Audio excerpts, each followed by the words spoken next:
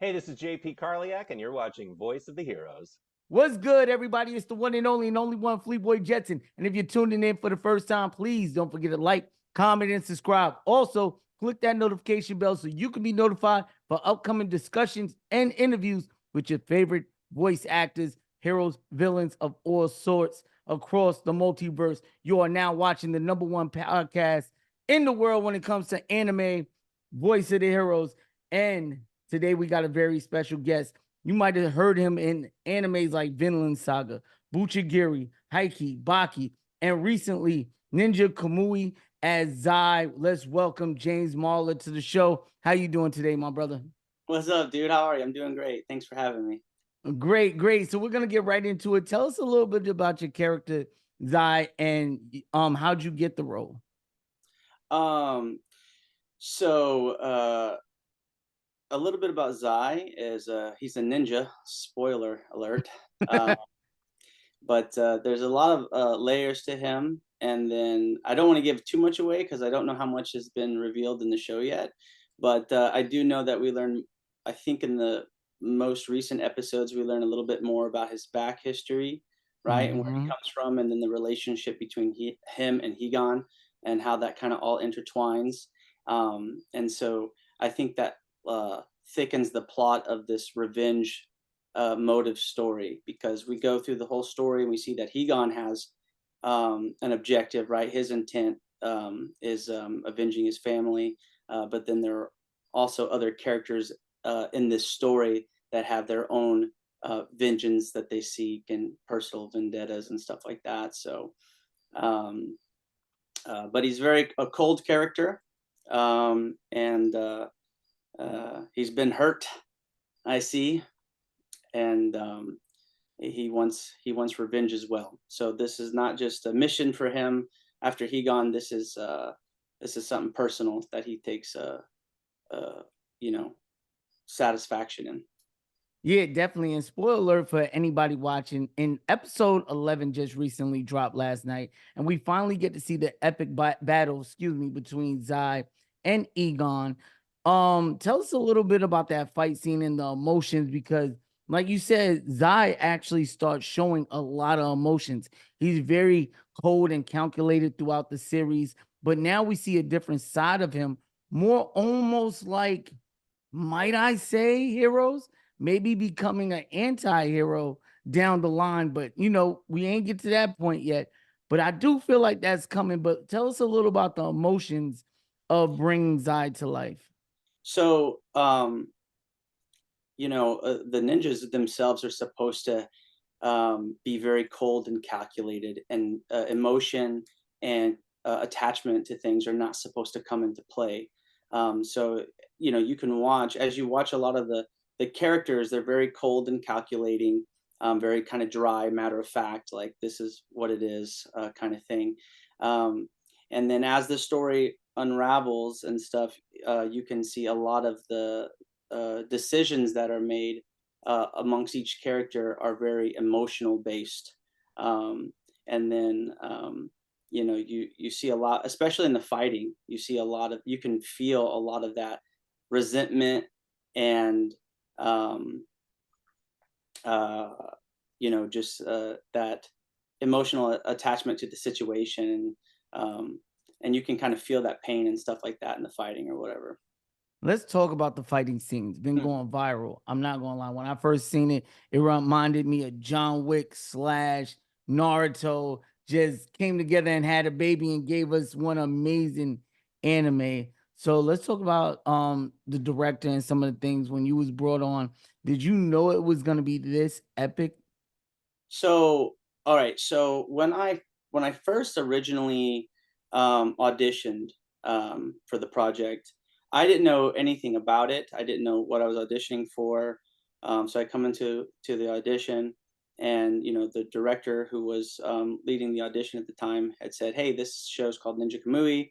Um, it's a it's a pretty big deal," and kind of gave me a little bit about the backstory and stuff, and then showed me the because you audition for a couple different characters that they feel like you might fit for. So, um, and Zai actually was the last character that they had me read for. And so when I first saw the show, with the first character that they were having me doing, I was like, oh, okay, cool, cool. You know, I was pretty Mhm. excited about it. But that character that I first read for really wasn't, he wasn't necessarily a ninja, you know? I was like, oh, but okay, cool. This show's about ninjas. Like, yeah, like I'm about it. This kind of feels like this, you know, from what I had gathered at that time, I was like, this sounds like some Mortal Kombat stuff. It's going to be bloody and it's going to be exciting. And, um, and so, so I read for this character and I was like, that's cool. He's not a ninja, but still cool. He's still a cool guy. And then they're like, all right, we're going to have you read for, you know, another character named Zai. And it gave me a brief, you know, background about Zai a little bit. And so anyway, so after the audition, I walked out of there and I was like, oh yeah, I totally didn't. I didn't get that. You know what I mean? But I was just grateful to be there and just, I was like, I don't care who gets these guys. This show is going to be awesome, you know? And you know, that was one thing that I had a friend long, long time ago when I first, you know, started getting into acting. They said, you know, when you audition, just submit it and forget it. So I just, you know, I was like, cool, auditions out of the way. That was fun. I'm excited to see what the future holds. And then I think it was like a week later or so, um, when I had gotten an email confirmation, I was like, what? All right, cool. And so I think shortly later, they got the ball rolling on recording. I didn't know who was going to be in the show. I didn't know nothing. And so I went in there and we start recording because Zai is, you know, there's a lot of flashbacks. It kind of goes back and forth. So when I first started recording Zai, um, it was the younger Zai, right? And so it was like when he was first kind of becoming a ninja and things like that. And and so when we finally got to like the fight scene stuff, sorry, I'm all over the place. I got ADD. But when we finally started getting to the fight scene stuff, I was like, holy cow, the attention to detail that they clearly they just didn't just animate people fighting. There was clearly a stunt action performance team that they had motion captured, you know, because a lot of the stuff that you see amongst the fighting are legit like techniques, you know what I mean? Oh. So clearly, you know, when you look at it, like, so for example, there's a shoulder throw, like Seonagi. It's a, you know, Ippon Seonagi is a famous shoulder throw from judo, right? And so you see that in there, and you see all these, you know, a lot of like intricate type of actions that's clear. I was like, oh dang, dude, you know, they really, you know, Went all did their out. homework and paid attention to this stuff. Like this is legit, actual, you know, stuff that they're doing.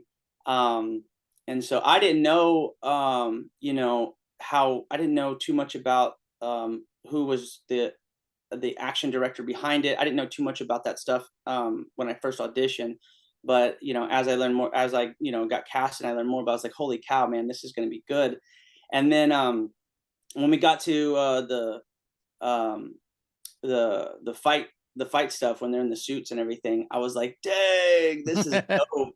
So that's pretty excited. So my heart was going, and I was like, you know, and and I liked like the colors. It was like this contrast of like blue and red, and I was like, you know, so, but yeah, the fight stuff in there is really dope, and they definitely did their homework to it, you know, um, and uh, I think I think that's why it translated so well on television, because it was, you know, they clearly had a stunt performance team that was doing all these the choreography for the fight choreography, and then they had illustrated to that. So I think that's why it's sold and why it read so well.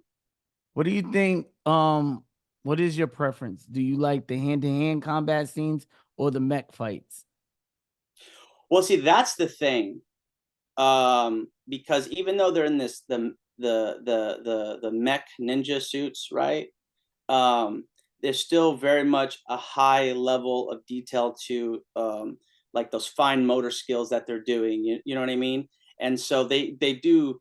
All, it's not just like bang and then the other guy goes back, and it's not like one hit, one hit, one hit. I mean, there's some of that, of course, back and forth, but there's a lot of like, you know, intricate stuff. But I like it all. I mean, I like the ninja mech suit stuff because man, that's just pretty. I think I was like, oh, that's so dope, you know.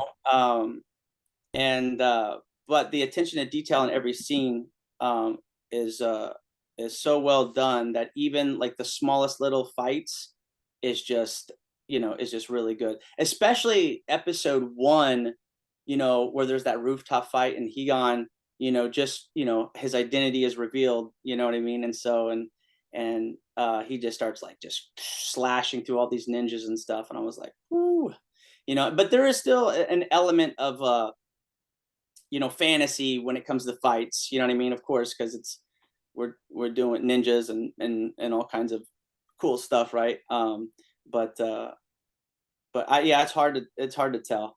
I like Yeah, all I'm the with you sword though. stuff. I love I them like all both. the sword stuff. I think that's dope. Yeah, I'm with you. I love them all, man. I love all, whether they in the mechs or the ninjas or the hand-to-hand combat. I definitely agree with you. Now, you also got another series that aired its final episode. The season finale of Buchigiri aired April 20th, I believe. Tell us a little about your role in that, and should we expect a season 2, or what's the future with Buchigiri? Yes, 100% you're correct. We did have the season finale last night. Buchigiri was has been such a treat and a blessing to work on. When I was in the middle of recording Ninja Kamui, and so I wasn't even finished with the recording of Ninja Kamui when I auditioned for that. And that one was a fast turnaround, meaning like, studio gives you auditions, you record, and then they're going to do casting soon because they got to start recording soon. So I specifically remember I had a long session that day of recording, and I had some vocal strain anyways, right? But like I only had like a day and a half turnaround to submit. Like I think that's how fast it was. Mm. I had a list of other auditions that I was trying to get out of the way with. And so when I recorded, because I was recording earlier in that day on a different show, and then in the evening is when I was trying to get all these auditions submitted in. And so I was just like, I was so tired, and I was like, I'm gonna read for this, I'm gonna submit it. And I didn't know really anything about the show. I mean, I read but I didn't look at the trailer. I just read all the descriptions. I read about the show, read about these characters and stuff like that. I was like, okay, cool. And so I think it was a matter of like maybe I think I submitted my audition like on like a Thursday or something, and then like Monday morning is when I had got a casting email for that to Oh, start. that's a blessing. A turnaround Yeah, that so quick. I was like, whoa, whoa. And sometimes it's that quick, but sometimes there's been times where I've auditioned for something, and Mhm.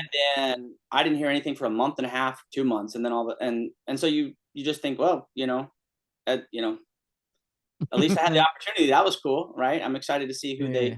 they get to do for that. But as soon as I got the casting for it, I had went, and there wasn't a lot of episodes readily available for it. So I had went, and I think I watched just as much trailer as I could, and then I saw there was like a bunch of like dudes that were fighting, and then there was like a genie, and there was all this other stuff. I was like, yo, how exciting is this? And so then I remember I watched the first episode, and it's so funny. There's so many like there's so much humor in it, you know what I mean? And Buchigiri was it's I hope I don't make anybody upset about this when I say this, but there's so many like isekai shows that are out right now that are popular, which is great, right? I have nothing wrong with that stuff, but this was kind of like you know a nice breath of fresh air. It was something different. A bunch of it's either sport shows or something like that, sport team shows. But then these guys are fighting, and they're trying to become like the top fighter and this, and there's little rival gang stuff or whatever. And there's like a lot. You're like, dang, dude, these are high school kids, and you know what I mean? Like, but yeah, that show has been so much fun to work on. What's your character's name, and what type of role does he play in the series?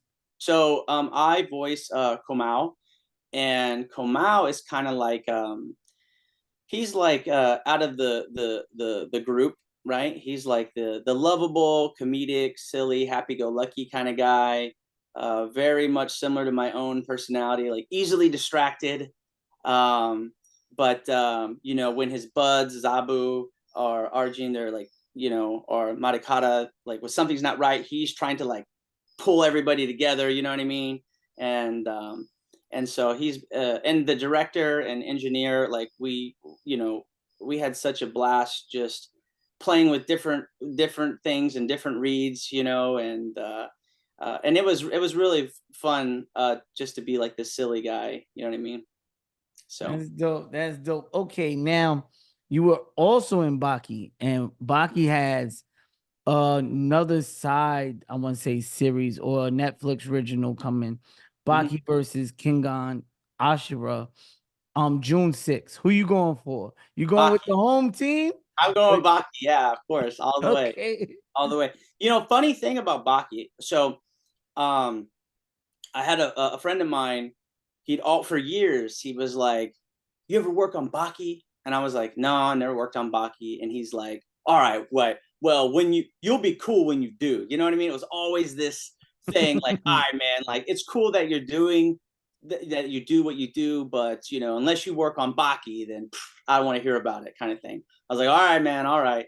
And so there was one year I went in for an audition, and it was for a show called Shirobako with and I couldn't remember what my friend had said. And so I was like, so I texted him, I was like, hey man, what was the name of that show that your favorite show? He goes, oh, you mean Baki?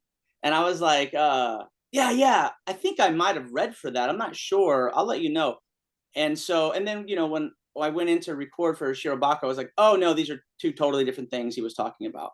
And so, and so fast forward, um, when I got casted in the Baki in Baki, I'm like, oh, my first thing was like, my friend's good. I'm gonna be cool, and that, you know what I mean, to my buddy, he's gonna be so jealous. And so, um, uh, once it kind of got announced and that I was in it and stuff like that, I was like, dude, guess what? I'm in Baki, and his reaction was, you better not mess this up. You know what I mean? That's all he was. I'm like, oh, okay. But he goes, all right, man, but you better not mess it up. If you mess this up, I'll never talk to you again. I was like, all right, cool. But when I was in Baki, there was so much fighting and yelling and this and that. That was probably, I remember specifically like almost passing out in the booth, you know, from hyperventilating, from, you know, from everything. I was like, whoo, you know, but yeah, that What was was your boy's reaction when the series finally dropped and you was in it? he What did was he like, say? Did he say you rocked it? yeah, he was like, all right, he's like, good job, good job. You cool now. You cool. You He's like, cool. yeah. You So, stamped. but then Okay. after that, he was like, hey man, they got another one coming. You better do a good job. You better do this. You better do this. So there's a little pressure on there or whatever. But yeah. So he That's was. dope, man. Your friends keep you moving, man. They keep you pushing. Yeah, yeah. So All right. Well, I checked I went and of course, you know, every interview I do a deep dive and I check out the actors IMDb and I saw that you was I don't know what role you played. I'm pretty sure you're gonna tell me I hope a great story about Fist of the North Star because that was my like gateway into anime. Like yeah, that, as far as I could remember as a kid in the early 90s, the first anime I ever remembered in my life was Fist of the North Star. And I remember they used to be, you can't watch this. What are you doing watching this? But that made me want to watch it even more. And I probably seen it a dozen times. So tell me, man, tell me about Fist of the North Star. so I will tell you this: there have been a few shows that I've done so far. All of the shows that every single one of the show I've worked on, no matter if it's just a miscellaneous character or if it has a, you know, a minor character or if it's a you know, a little meatier one. Every single show that I've ever worked on, I've always, you know, been extremely grateful, no matter what. You know what I mean? So I'm Of always course. happy for anything. There are a few shows that I've worked on in my career so far that really kind of just kind of like resonate, I guess, or like you kind of hold dearly to those um, uh, for specific reasons. And Fist of the North Star is one of them. Mhm. Uh, and And so I remember when I had I have a group of friends. You know, you have different groups of friends for all facets of our life, right? We have friends, you know, maybe we play sports, and so this is our circle from sports, or maybe we, you know, have a Video book club, and games these, yeah, so we have or different things, and so going out. yeah, and so I remember after, because I did 2 movies of Fist of the North Star, right?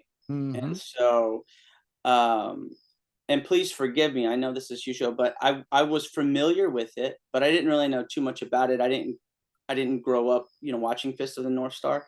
But um so my friends that are, I have friends that, you know, they're like, oh, that's cool, James, yeah, you do that stuff, but you know, I'm not like that cool to them, you know. To my niece, oh bro, I'm freaking awesome, all right. He's gonna leave my Hey, to a side. lot of people out there, you're freaking awesome. Yeah, so to my niece, right? Or to like to certain people, they're like, oh, you're so cool, you know what I mean? But to my friends, like to some group of friends, they're like, ah, they don't, yeah, I don't care, you know. But my friend Ramon, he's a gymnastics coach, and I remember we were talking, we were all at the eating. I said, oh yeah, I just finished up. I just did these 2 movies, and you know, they're like, oh okay, what'd you work on? I was like, it's called Fist of the North Star, and I just remember the impression on Ramon's face. He was like, dude, and then he proceeded to tell me a similar story, how he grew up and like that was the first anime that he watched, and then like they had his, you know, he was just watching it nonstop with his brothers, and he loves that show. And then instantly, you know, like it became very special to me, you know, that you know, I got to play a part in a franchise or a show That's so that was so iconic. important to not just to a lot of people, but to a close personal friend of mine as well. And just hearing his story, you know, about it, and seeing his face light up, he's like, oh, this and that and everything. Now, throughout both movies, I've just played miscellaneous characters, different soldiers, or prisoners, or whatever, you know. I can't remember exactly, but just, you know, miscellaneous characters throughout the show. I didn't play any big parts or anything like that. Um, but and I think the studio that was doing that, um, that was all recorded remotely, um, and so but I remember, and it was some long, you know, because we were doing 2 movies, and so we had some long sessions and everything. That's But yeah, so dope. but that show immediately, it just becomes, you know, just locked into my uh you know, memory bank of, it's so special to me because now it's so special to my friends that are special to me. You know what I Let's mean? talk about definitely 2 iconic characters that you have voiced that I'm pretty sure resonates with a lot of people. One is Thorkill from Vinland Saga. Season 1 of Vinland Saga will probably go down as one of the most epic series of all time, right? And then you have your character from Haikyuu, which outsold Demon Slayers in the movie theaters. Did you get to work on that movie, or Okay.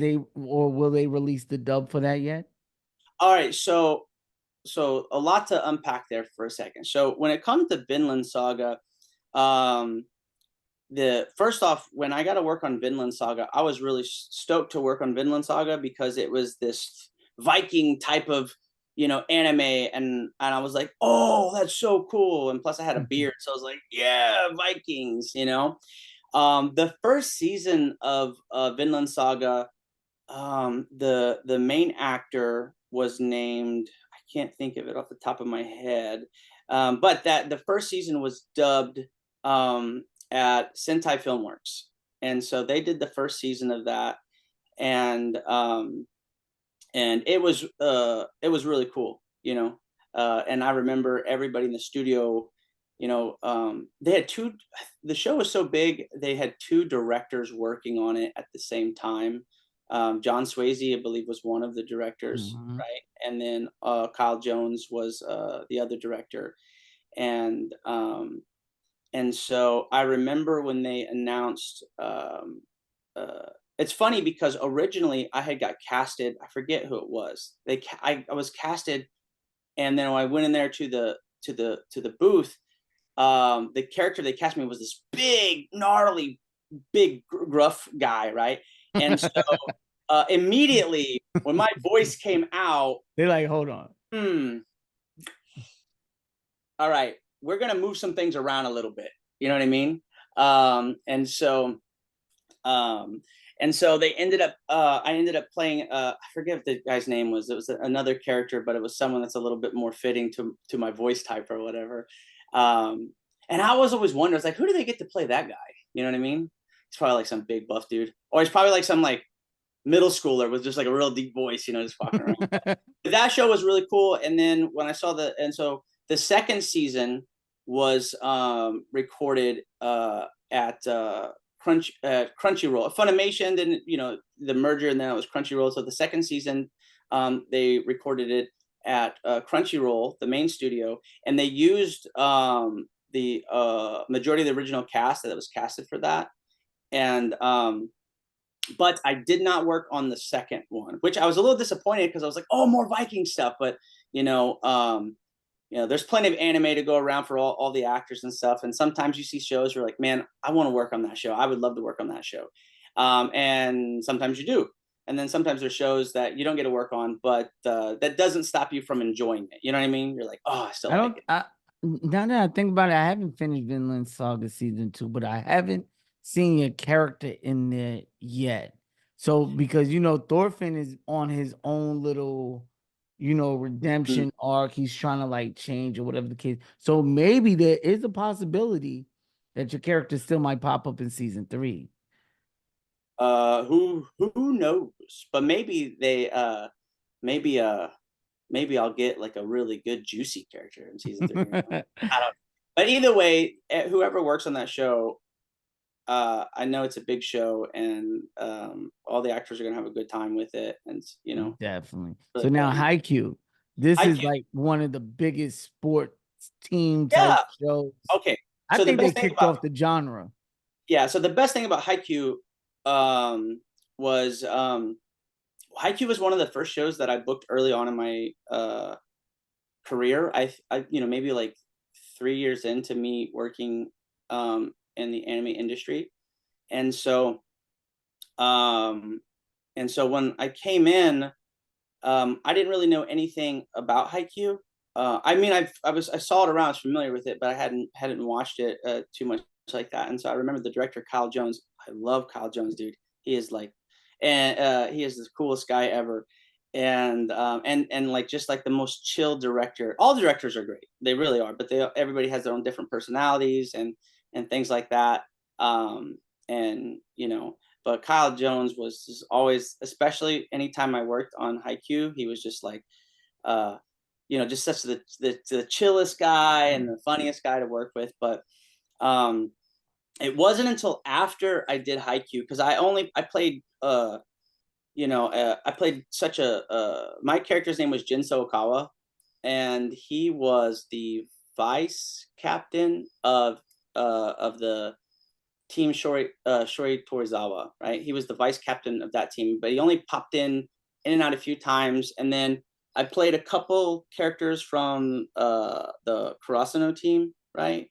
And flashbacks and things like that. But it wasn't until after I did the show where I realized, like when they did the cast announcement, that's when I guess fans of the show and the franchise, they take it upon themselves to reach out to the actors and just tell them, hey, thank you, I love the show and everything. And I remember I was flooded with a bunch of like great responses for people that were just fans of the show. And I was talking to another actor friend of mine, and I was like, it kind of seems like, when you're like in high school and you're in a group and you're doing a group project, and you put your name on it because you were in the group, but you only contributed just a little bit to it, but you still get the same grade, right?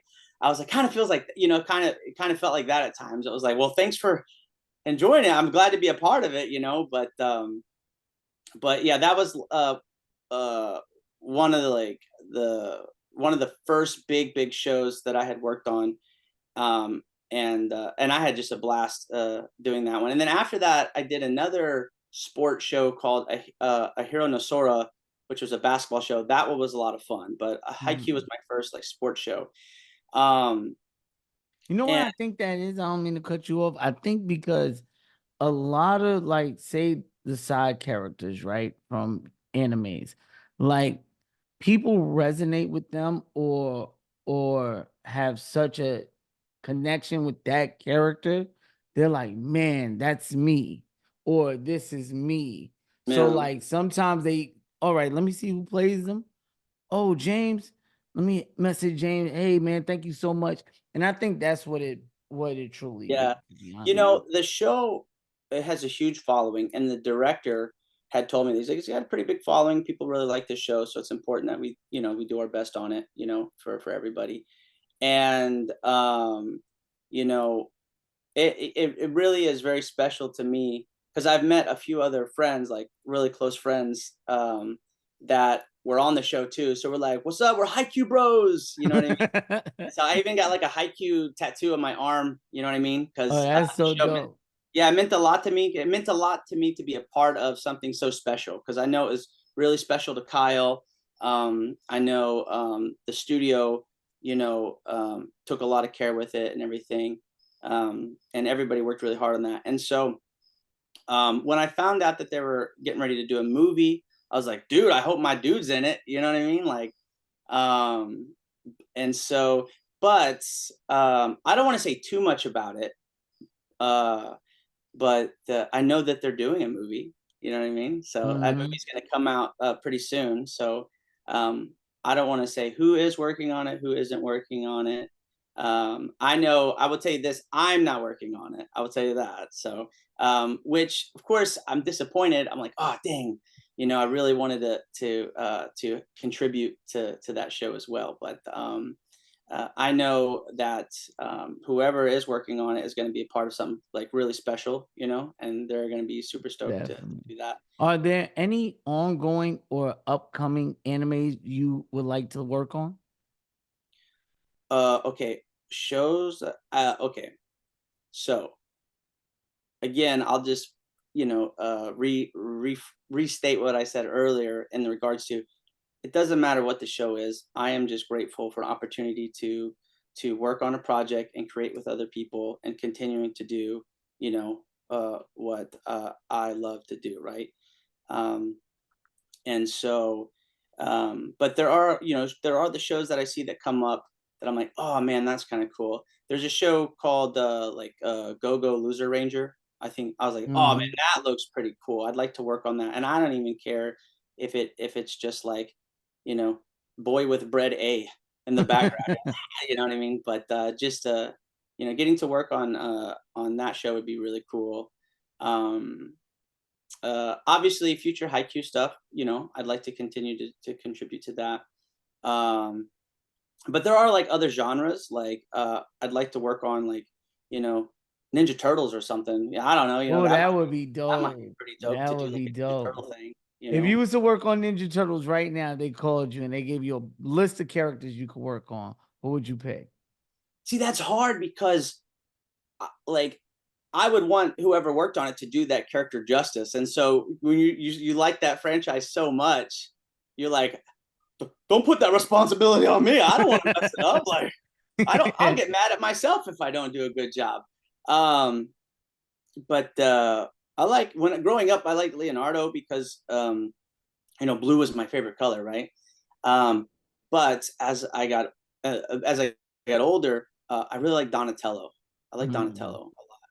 But I think well, because each turtle, right, they have a different personality trait, and I think everybody can identify with one of the turtles at one point. You know what I mean, kind of thing. So, but I think Donatello. I think he's cool. Okay, You know what I mean? great. Now, tell us a little about the man behind the voices of these iconic heroes and villains and things like Hmm. that. What was you doing before acting, and what inspired you to start acting? Uh, what was I doing for my best? That's what I was doing one day at a Mm. time. Not just kidding. Uh, That's a good answer. I was doing my my best, best, damn my it. best, doing my best. Um, So, you know, the short and sweet term is martial arts, right? So, Oh, yeah. okay. So I grew up, doing I started doing martial arts when I was like a kid, right? Because I'm 36, right? And so when I was growing up, the big shows were Ninja Turtles, Power Rangers, stuff like that. And so, and plus Mortal Kombat video games. And so, um, one of my old martial arts instructors was an actor, right? And so that really was like inspiring me because I was like, dude, I want to be acting, and I want to be, yeah, and I want to do all these things, right? Um, and so growing up, like I always, had ambitions, and I wanted to, to do those things. And so, um, and martial arts had been a vehicle for me in a sense of terms into opening up certain doorways in the industry, right? Um, uh, with on camera stuff, and that led into one thing into another. And it wasn't until, I've always enjoyed and loved anime, right? Because as a kid, you have this passion for, I love martial arts, right? And so anything from Japan or Asia or anything, you're just like, oh, it's so cool. Oh, and so, when you're watching Dragon Ball and stuff, you're like, oh, yeah, like, you're like, man. And I never thought and I never considered it in my I remember when you're in elementary school, right? And you do like these different personality tests, and you do these different, you know, aptitude tests where they kind of see where your strengths and weaknesses are, and they tell you, hey, you might like a job in like this field or this field. Should consider these things. And so mine was always in like this creative arts thing. And then I remember like in third, fourth grade, they were like, what were your number one jobs that you wanted to do in your life? And like I was like, martial arts instructor, professional skateboarder, and actor. Like those were always like, so I just pretty much spent my whole life just trying to like satisfy like little me, you know what I mean, make him think I'm cool. But um but I never considered, necessarily voice acting as a career. And then uh my old instructor, he would go to these different conventions to do appearances and stuff like that, right, from the show that he was on. And I remember I would see all these other voice actors from all the shows that, you grow up with. And I had already been acting because, I did plays and stuff in school, and I'd always, any opportunity I could to kind of show off or be the center of attention in some way, or, be a class clown, I would always, find myself in the middle of it. But it wasn't until, my old instructor would take me around to some of these conventions, and I see all these, anime, voice actors and stuff. And I was like, wow, I think I could do that. Um, and I used to hate my voice. Like I was so embarrassed of my voice because anytime I go to the drive-through Taco Bell or something like that, they'd always mistaken me for a girl, right? And I was like, I'm not a girl, I'm a boy, or Put a something like that. little, Yeah, and so even then, I just sounded like an old woman, I guess, or whatever. But and I was very like, I just, because growing up, I had bleach blonde hair, and girls would call me Goldilocks, or they'd comment, they just tease, kids tease or whatever. So I didn't want to, as a young boy, you were like, I'm not a girl. And so I remember one day, I was in high school, and I called my dad up on the phone because I was like, I told him, I was like, I don't feel good. Can you come and get me? I was just making excuses. He did not come get me, by the way. So hey, you later on gotta when I stay in school. yeah, later on when I got home, on the answering machine, right? I was like, every teenage boy, I'm like, oh, dude, it's probably my friends. I'm gonna check the answering machine. So I press play, and I hear this woman asking my dad to pick her up from school. I was like, who the heck is this? And then I was like, that's me. I was like, oh man, you know what I mean? And so, um, but so I kind of like was self-conscious about like Acting, how I voice kind of acting. not so much about the voice acting part, but I was kind of self-conscious about how my voice wasn't like deep enough or anything like that. I kind of always just sound like a kid.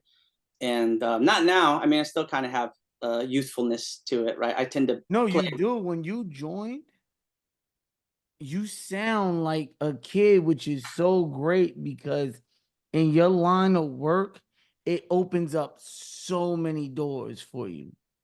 There are a lot of Which- opportunities for people with youthful voices, but I know a lot of deep bassy guys that have so much. It's always one. It's like, when you got curly hair, you want straight. When you have straight one, when you got a deep voice, you maybe you want to hit something a little higher or something, or vice versa. But I do appreciate. Now I'm like it's a gift. You know what I mean? It's a blessing. And so to have like a more youthful sounding voice or whatever. But yeah, so I saw that, and I was already acting, and so I talked to my acting coach, and I was like, I think I'd like to try to pursue doing anime. And my acting coach was very realistic. They were like, okay, well, are there any other there's more than just anime when it comes to voice acting. And there's audiobooks, there's these all kinds of things that you could do. And I was like, no, just anime. And they're like, okay, well, you should. And I was like, no. And so when it came to like voice acting stuff, I was like, no, I just want to do anime. I just want to do anime or video games. I just want to do that stuff. I don't want to do, I don't want to worry about, all this other stuff. And then as I, move along, you realize how, important tools are and experience it is to do audio books and all these other things. And it is important, especially if you want to have a career in the industry, because there's a lot of work in audiobooks and everything like that. And plus, anime is not like it pays. I mean, they pay. They still pay. Per hour. Sometimes you get minimums, and but it's not always, and it's not always super consistent. You know what I mean? So sometimes you're going to be, it's either feast or famine. So sometimes you may be working constantly, right? And then other times, it may be you're not as busy, and it's during those times where you need to continue to work on your craft, doing lots of things, stay busy. Otherwise, just as an actor or a person in general, you get in your head and it just drives you kind of bonkers. You know what I mean? So I've learned to try to during times where I'm not as busy to refocus and try to improve. And so this way, when I am busier, another opportunity comes, that I'll be able to do a good job with it or whatever. But I might have gotten off track with things. Sorry, Nah, it's all right, man. We love to hear it. And also, we wish you so much success. Now, are there any lines from any of the characters you played that resonate with you in real life, where you said it and you was like, that's deep?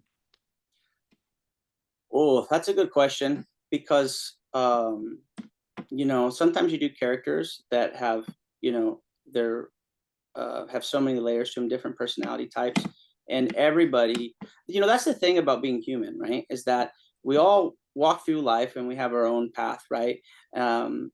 And through our own personal lenses, we feel that our own experiences are exclusive to us, right? Like, oh, nobody knows how hard I have it. Like, I'm not saying I feel that way, but just for a general thing, general consensus is that most people think that their feelings are exclusively their own. But in fact, we all experience heartbreak. We all experience loss, excitement, joy, butterflies, right? And I remember I had a coach at the time. She was telling me the story of how she was going to this audition, and she was really nervous, and someone had, her coach or somebody important in her life had said, when you feel that way, just remind yourself, like, man, doesn't it feel good to feel alive? Because we all experience it. There's something special about, we all if you're right before a competition or an audition, we're all experiencing these nerves. You know what I mean? We're all like, oh yeah. And so there's something special about that. But so of course there's always characters when there's lines and that you learn about them, you're like, wow, I can connect with that and relate to that. And that's why I think people love anime so much, is because there's a variety of different characters that speak to them about what they're going through in their life or in their or whenever, right? So it's hard to pick just one thing. But there was a line in Buchigiri that was hilarious to say, and I never thought those words would leave my mouth. But and I don't know if I can say it on here. Now, go ahead. You can say it. But essentially, the little, because there's different little like clubs or gangs, you know what I mean, of these different guys. And so, and then there was this big, a lot of our problems in life just like in anime, right? A lot of our problems in anime in life are from misunderstanding or miscommunication or something like that, right? And so there's this huge misunderstanding and different things. And so now there's going to be this, I think it was like mid-season, it was like halfway through the season, there's going to be this big fight.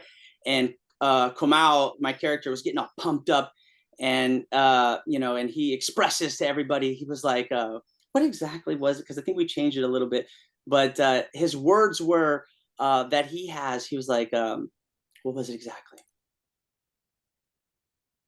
He was like, I have a serious fight boner right now.